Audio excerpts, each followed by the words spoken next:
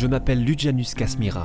Je suis, au même titre que les pétrels de Barrow, les tortues marines, les coraux, les eaux du sud-ouest de l'océan Indien et bien d'autres éléments encore, l'un des sujets d'études menés dans le cadre d'un projet européen porté par l'IRD, le projet Run Sea Science.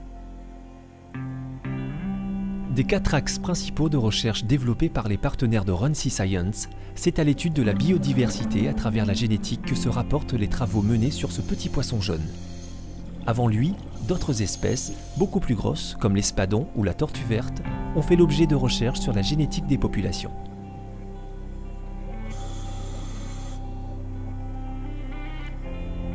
Par 20 mètres de fond en baie de la Possession, l'équipe de plongeurs tente de capturer la cinquantaine de Kasmira nécessaires aux analyses de laboratoire. Le piégeage envisagé ne donnant aucun résultat, c'est finalement le système D qui va permettre d'atteindre les objectifs du jour. Une moustiquaire bien déployée va faire l'affaire.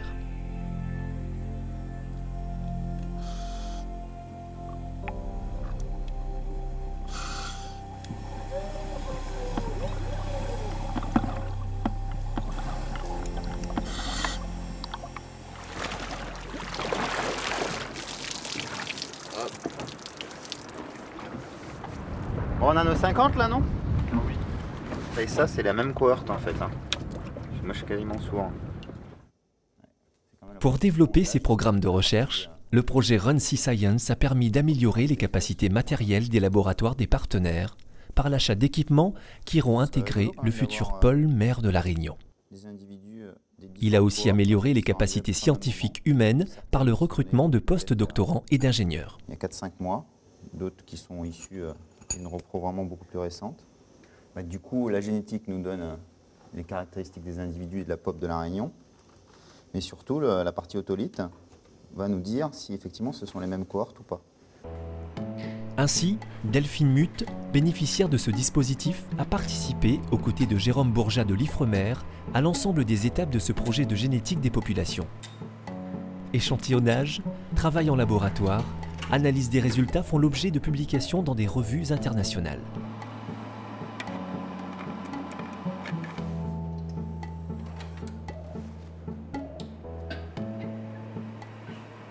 Dans le cadre de ce projet Camp sous Run Sea Science, on a réussi ce que moi je considère un exploit, qui est d'avoir un échantillonnage très large à l'échelle de l'ensemble du sud-ouest de l'océan Indien. On a plus de 13 sites. Et l'objectif premier de ce type de programme est d'essayer de comprendre la connectivité qui existe entre les différents sites de cette zone. Et ça, c'est quelque chose qui est primordial pour le gestionnaire, c'est-à-dire réussir à prioriser quels sont les endroits qui sont isolés, ceux qui sont au milieu d'un brassage génétique très important, auquel cas, quand on exploite cette ressource, la recolonisation sera beaucoup plus rapide. Si on regarde le cas d'Europa, ici, sur cette carte, on le voit très isolé dans le sud. La question est, est-ce que les larves qui viennent alimenter les peuplements récifaux d'Europa sont finalement des larves que l'on retrouve entièrement dans le nord du canal du Mozambique ou non? Est-ce qu'il existe des relations entre Europa et la Réunion ou non? Et tout ça seront des éléments primordiaux pour le gestionnaire pour contribuer à la structuration du réseau d'aires marines protégées qu'on aura dans le sud-ouest de l'océan Indien. À Tuléar, au sud-ouest de Madagascar, l'IHSM développe depuis quelques mois, en partenariat avec l'IRD, un programme de valorisation des post-larves reposant sur une méthode de capture et culture appelée PCC. Ici plus qu'ailleurs, la dégradation de la zone côtière soulève une inquiétude grandissante de la part de la communauté internationale. Cette dégradation serait essentiellement liée à l'augmentation de la pression humaine sur les ressources. Conséquence directe de cette surexploitation, détérioration des habitats, diminution de la biodiversité marine sur l'ensemble du lagon de Tuléar.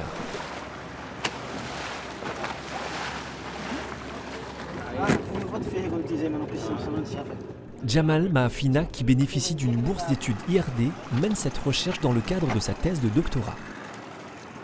À chaque période de lune noire, techniciens et chercheurs sont mobilisés pour le piégeage en mer.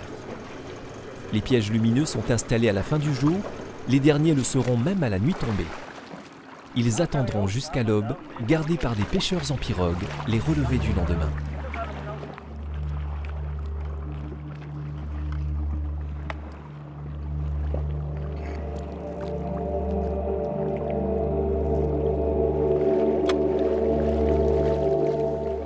Le même point du jour, le même protocole, mais d'autres pièges, dans d'autres eaux, celles du lagon réunionnais. d'autres mains sont venues les relever, celles des éco-gardes de la réserve naturelle marine.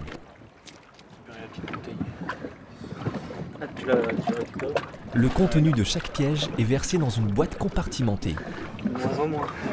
Regarde ça, les plastiques. Ouais, de plus en plus. T'as un ou deux petits poules aussi. C'est pas un petit canard ça? Celui qui est en bas là à droite. Ah, petit rouge là. là. Ouais. C'est marrant. Ouais, il y en a deux. On dirait. Ça ressemble pas au poules Ouais. dessus.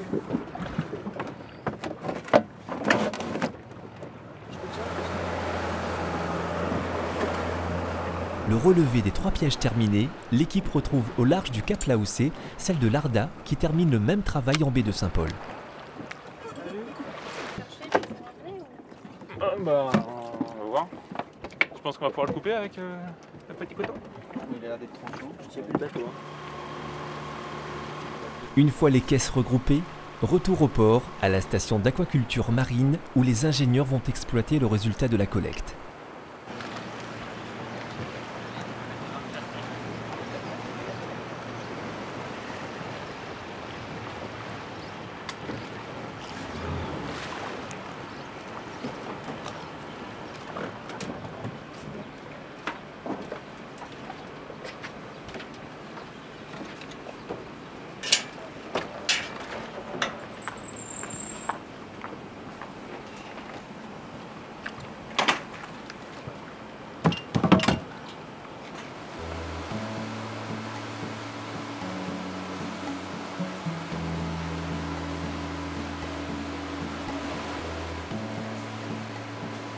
Il faut trier les poissons récoltés, les mesurer, annoter les observations, identifier les espèces.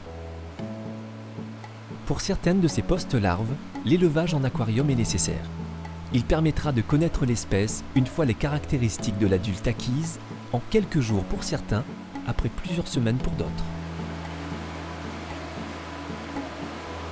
Il y en a qui ont encore les double ennemis, c'est pareil.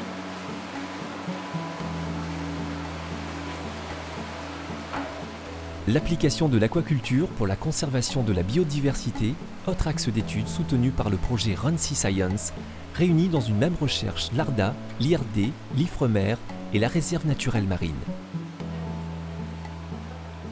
À la croisée de la pêche et de l'aquaculture, ce programme d'étude des postes-larves de La Réunion vise à améliorer les connaissances sur les flux larvaires des poissons récifaux. Les résultats obtenus permettront de s'assurer de la faisabilité économique de la technique PCC à La Réunion par l'élevage des postes-larves dans un but alimentaire, aquariophile ou patrimonial par un repeuplement des zones et des espèces menacées.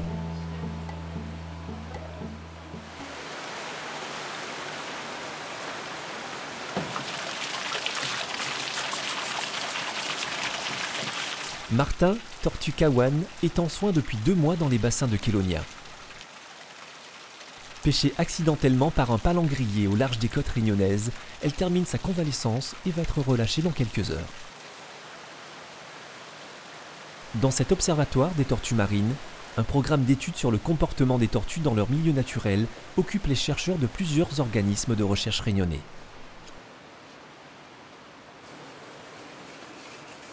Mayol Dallot y conduit sa thèse de doctorat. Il doit poser la balise qui assurera le suivi des déplacements de Martin. Cette étude va permettre de découvrir que cette espèce de tortue marine migre dans l'hémisphère nord vers les côtes d'Oman. Cet axe de migration nouveau vient s'ajouter à celui déjà connu vers les rivages sud-africains.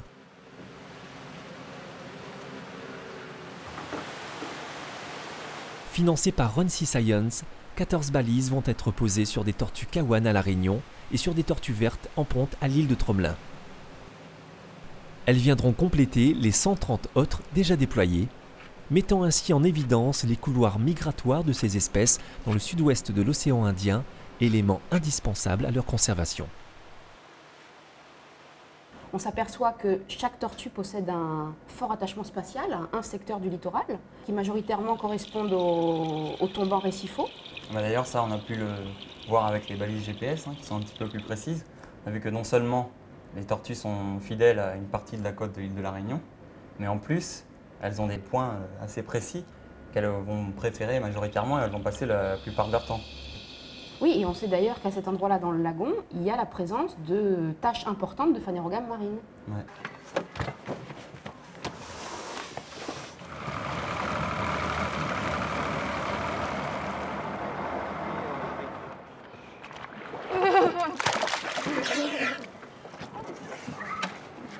Ça au ralenti.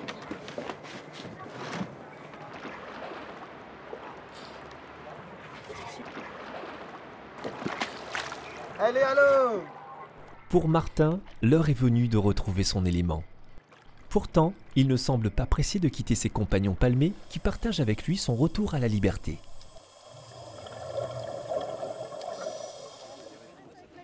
Les divers programmes de recherche menés sur le pétrel de Barreau par le laboratoire Ecomar de l'Université de La Réunion ont participé à sensibiliser à la problématique de protection de cet oiseau marin endémique particulièrement menacé. Donc ça fait 14 ans qu'on sauve des pétrels, qu'on leur met des bagues, on les relâche. Donc on sait que ça marche parce qu'après, plusieurs années après, on les retrouve dans les colonies de reproduction. Mais par contre, entre le moment où on les lâche et le moment où on les retrouve dans les colonies de reproduction, on n'a aucune idée de ce qu'ils font. On va pouvoir, pour la première fois, mettre des petites marques, des petites balises solaires qui vont nous permettre de connaître le trajet des oiseaux en haute mer. Au mois d'avril, chaque année, les chutes d'oiseaux, attirées par les lumières de la ville, sont malgré tout toujours aussi nombreuses. Tous les animaux récupérés sont relâchés à partir de différents points stratégiques à l'ouest et au sud de l'île. 39,9. Aujourd'hui, 30 oiseaux vont prendre leur envol, 3 d'entre eux équipés de balises. Le projet Run Sea Science a permis d'acheter des balises Argos et des géolocateurs pour assurer le suivi télémétrique d'oiseaux marins. Il est à ce jour démontré que les pétrels de Barreau migrent vers l'océan Indien oriental, quelques-uns approchant les côtes australiennes. Pendant la reproduction, les pétrels de Barreau s'alimentent systématiquement au-dessus d'une série de monts sous-marins au sud de Madagascar, à 2000 km de la Réunion. Les mâles peuvent aller encore plus loin, le plus souvent le long des côtes de l'Afrique du Sud. Ces oiseaux traversent donc complètement l'océan Indien 2 fois par an. Alors le but du jeu, donc tu le mets là, tu recules doucement et c'est bon.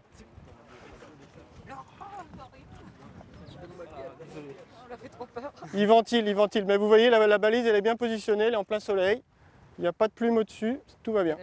Elle est allumée là. Là il ventile à fond. Attention, il va se lâcher. Ouais! Superbe!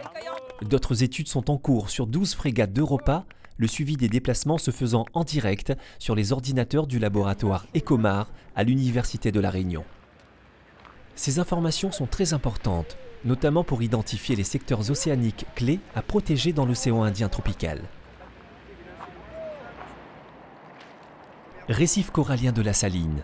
Étudiants, écogardes et chercheurs partenaires de Run Sea Science s'apprêtent à installer les appareils de mesure. Donc, les récifs coralliens sont actuellement menacés par le changement global, l'élévation de la température et aussi un autre phénomène qui est l'acidification des océans et qui est lié aux émissions de CO2 dans l'atmosphère. On a 2 stations sur les récifs sur lesquelles on implante du matériel qui nous permet de mesurer des paramètres correspondant à l'état d'acidification du milieu. Donc ce sont le pH et la pression partielle de CO2. On utilise des sondes qui peuvent faire des mesures à haute fréquence et en continu toutes les 15 minutes. Par exemple, la sonde CO2, elle a une autonomie de 6 mois à peu près.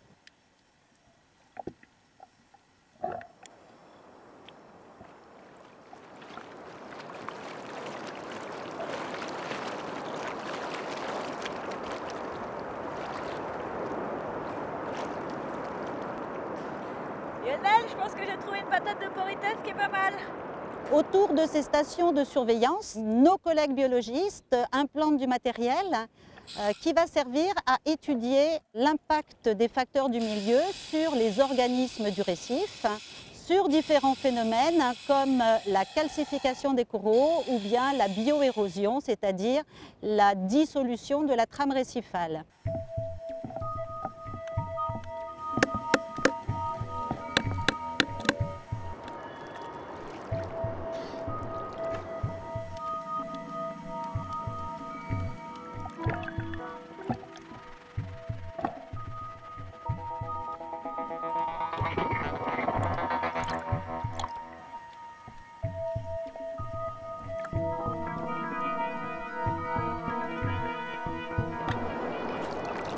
Bon, je crois qu'on est bon.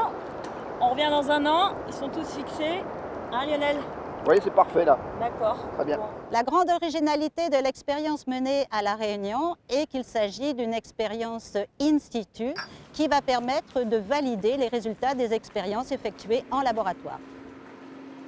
Avant la pose sur le terrain, les sondes sont calibrées par les méthodes classiques de laboratoire en comparant les valeurs qu'elles produisent à celles d'échantillons prélevés en parallèle.